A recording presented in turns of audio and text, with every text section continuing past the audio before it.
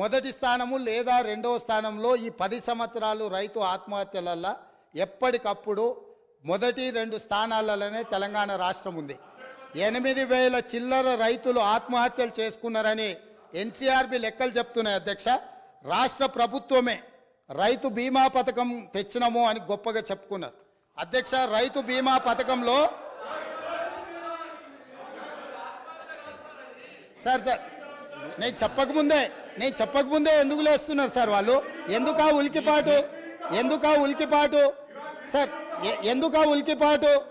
రాష్ట్ర ప్రభుత్వం తీసుకొచ్చిన రైతు బీమా పథకానికి సంబంధించిన నివేదిక 2018 ఆగస్టు నెలలో ప్రారంభించిన రైతు బీమా పథకంలో అర్హులు ఎవరో తెలుసా అధ్యక్ష? 18 సంవత్సరాలు నిండిన వాళ్ళు, 60 సంవత్సరాల లోపట ఉన్నవాళ్ళు.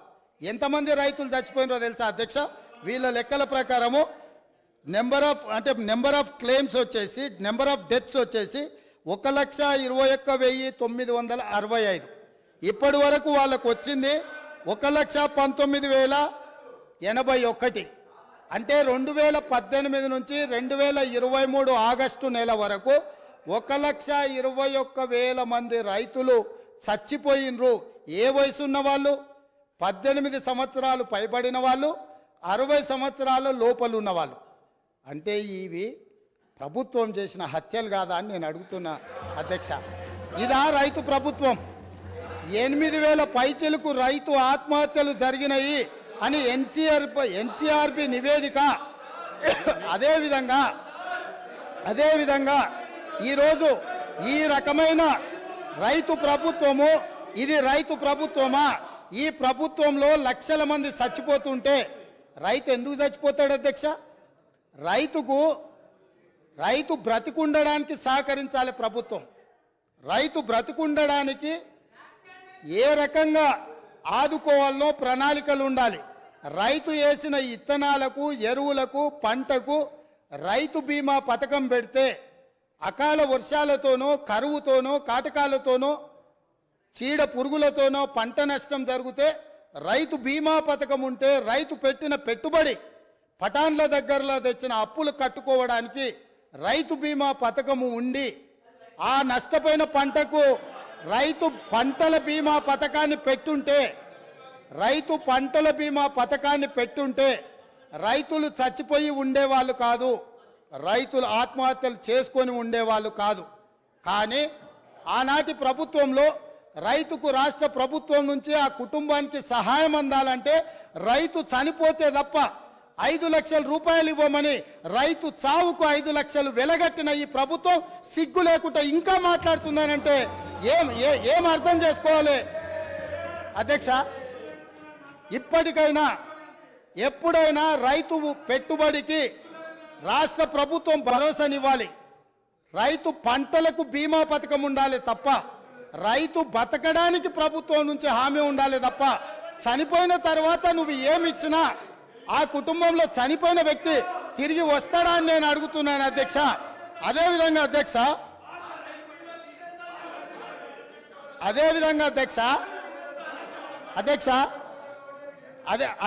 అధ్యక్ష వీళ్ళు ఏదైతే వరి ఈరోజు తెలంగాణ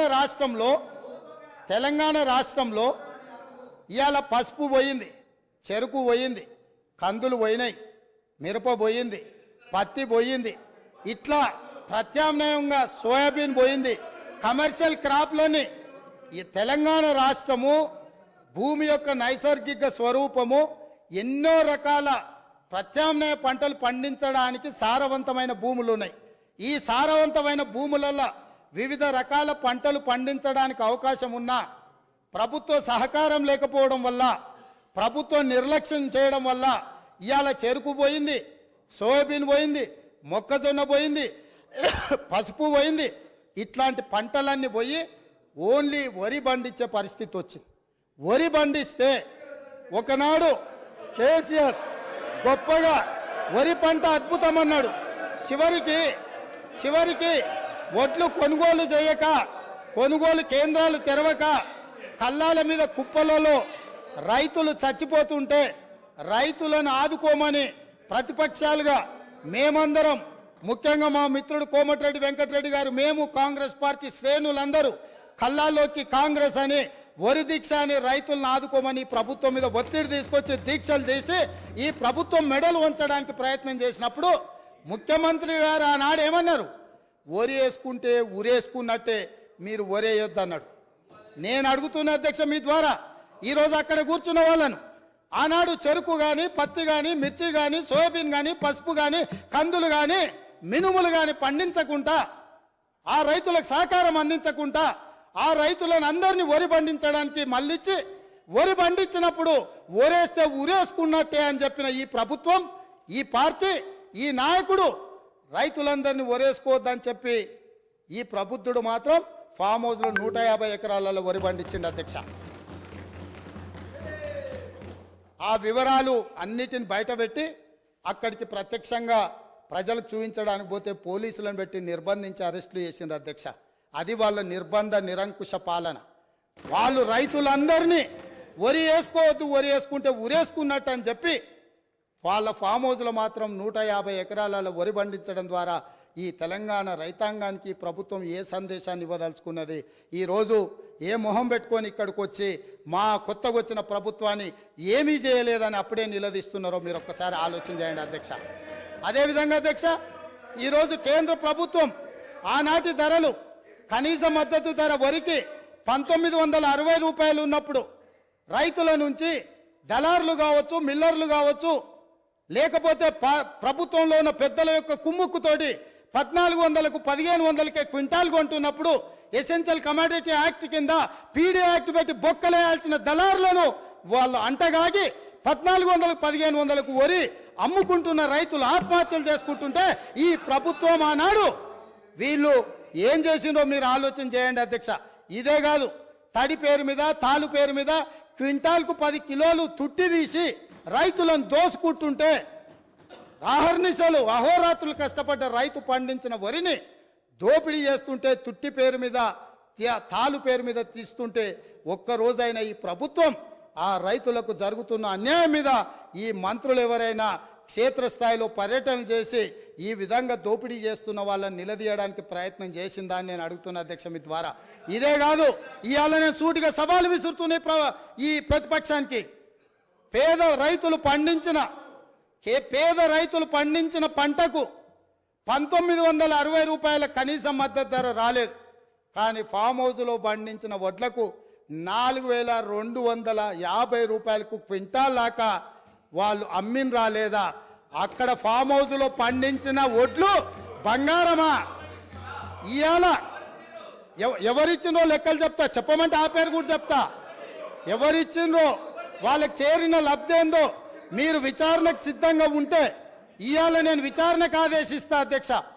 మీరు ఫామ్ హౌస్లో పండించిన వడ్లు 4250 రూపాయలకు ప్రైవేటు కంపెనీల మెడ మీద కత్తి పెట్టి మీరు మీ వడ్లు తౌడులాగా పండించిన వడ్లకేమో 4250 రూపాయలు గిట్టుబాటు ధరిస్తారా? ఇవాళ నా తెలంగాణ రైతాంగం కష్టపడి పండించిన పంటకు 1400-1500 రూపాయలు ఇస్తారా?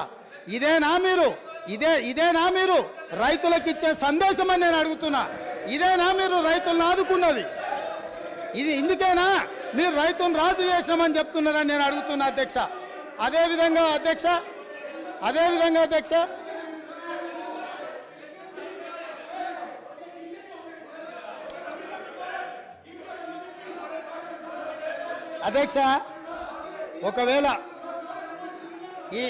ఒకవేళ ఈ పార్టీ ఫామ్ హౌస్లో 4250 రూపాయలకు వడ్లు అమ్మలేదు అని అంటే నేను విచారణకు ఆదేశిస్తా, వాళ్ళు ఒప్పుకుంటారేమో అడుగున్నారు అధ్యక్ష. అదేవిధంగా అధ్యక్ష,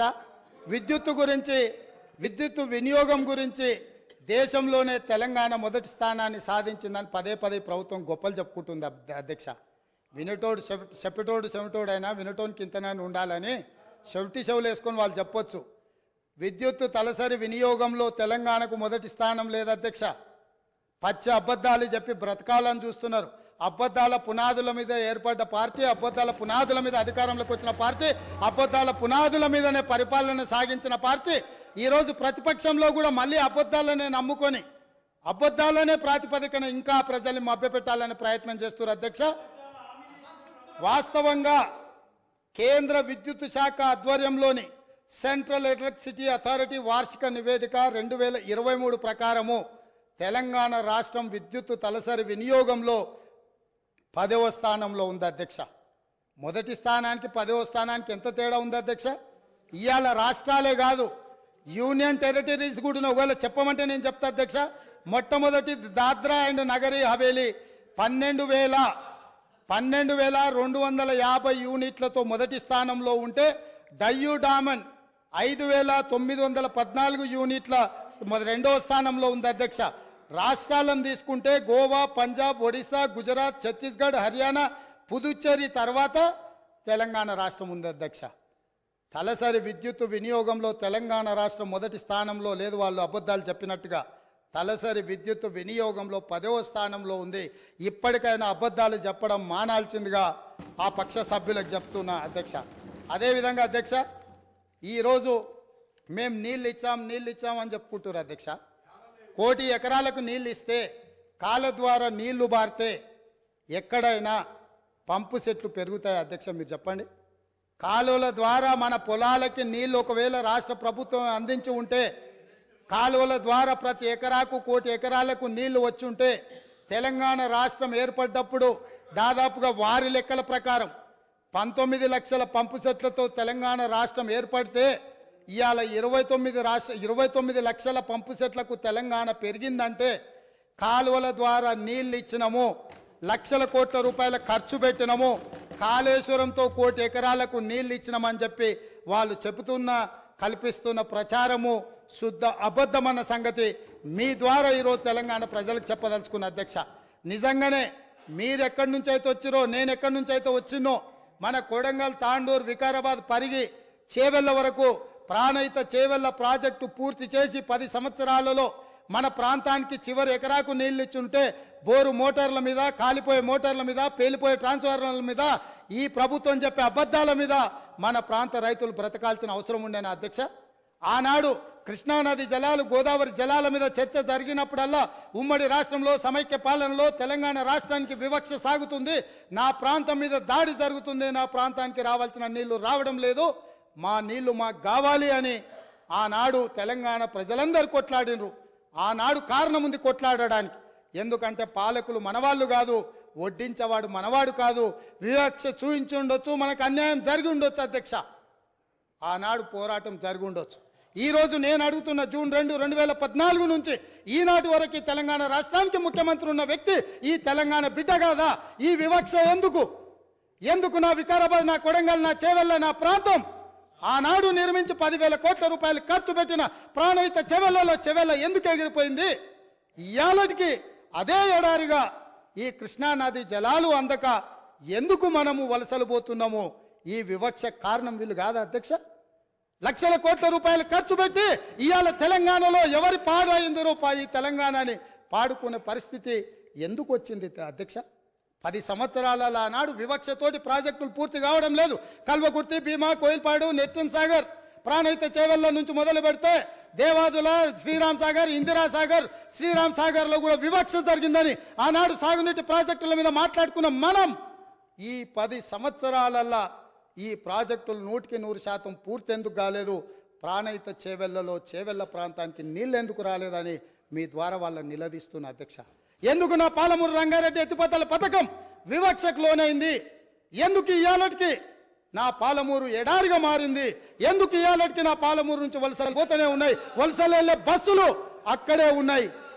ఆ పాలమూరు బిడ్డలు కరీంనగర్ నుంచి పారిపోయి ఈ ప్రాంతానికి వలస వస్తే గుండెల్లో పెట్టి చూసుకొని భుజాల మీద మోసి పార్లమెంటుకు మేము పంపిస్తే, పాలమూరులో ఊరు లేకపోయినా, పార్లమెంటులో నోరు లేకపోయినా మేము ఎంపీగా గెలిపించి మిమ్మల్ని పంపిస్తే, మీరు రాష్ట్రం వచ్చినాక ముఖ్యమంత్రి అయినాక 100% గుండెల్లో పెట్టి చూసుకోవాల్సిన బాధ్యత ఆనాటి ముఖ్యమంత్రి గారికి లేకుండేనా?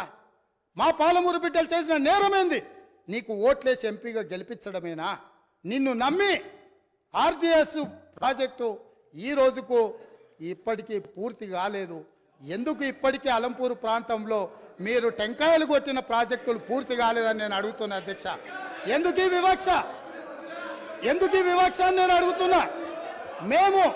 మేము ఎంపీగా గెలిపించకపోయిన ఉంటే, ఆ పాలమూరు జిల్లా ప్రజలు నీకు ఓటు వేయకపోయినుంటే నీ రాజకీయ భవిష్యత్ ఎక్కడుండేది?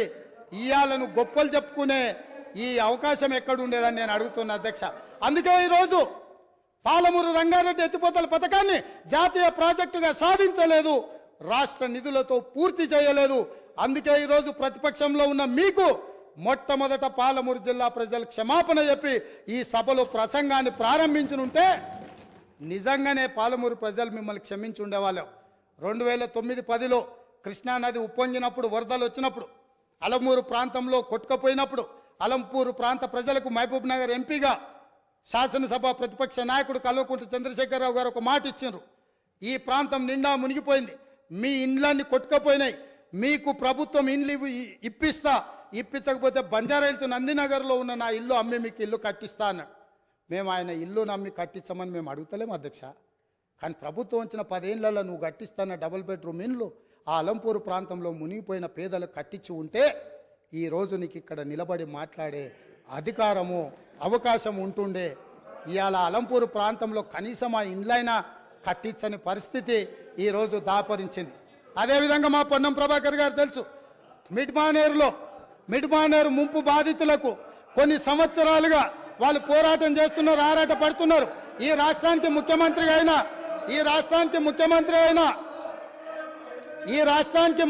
అయిన చంద్రశేఖరరావు గారు మిడ్మానేర్ ప్రాంత పర్యటనకు పోయిండు. ఏం మాట్లాడిండు? రాజన్న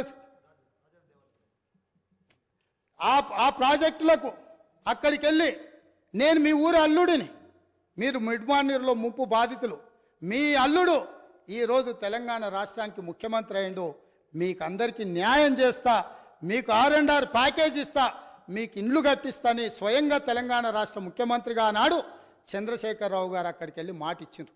నేను ఈరోజు మిమ్మల్ని అడుగుతున్నా అధ్యక్ష, ఈ రోజు వరకు వాళ్ళు మళ్ళీ అదే వంట వార్పు చేస్తున్నారు, అదే రాస్తారోకలు చేస్తున్నారు, అదే ధర్నాలు చేస్తున్నారు. ఇదే పోలీసులు ఉమ్మడి రాష్ట్రంలో లాఠీ చార్జ్ చేసిన పోలీసులు వాళ్ళ మీద లాఠీ చార్జ్ చేస్తున్నారు. మా మంత్రి పొన్నం ప్రభాకర్ గారు ప్రతి నెల నిరసన కార్యక్రమాన్ని ఇప్పటి వరకు నిరసనలు కొనసాగిస్తూనే ఉన్నాడు. అన్నీ ఉన్న అల్లుడు నోట్లో శని ఉందన్నట్టుగా ఆ మిడ్మానేర్ ముంపు బాధితులకు 10 ఏళ్ళైనా న్యాయం జరగలేదు. ఇది న్యాయమా? ఇదేనా ఈ రైతులను ఆదుకునేదని నేను అడుగుతున్నా అధ్యక్ష.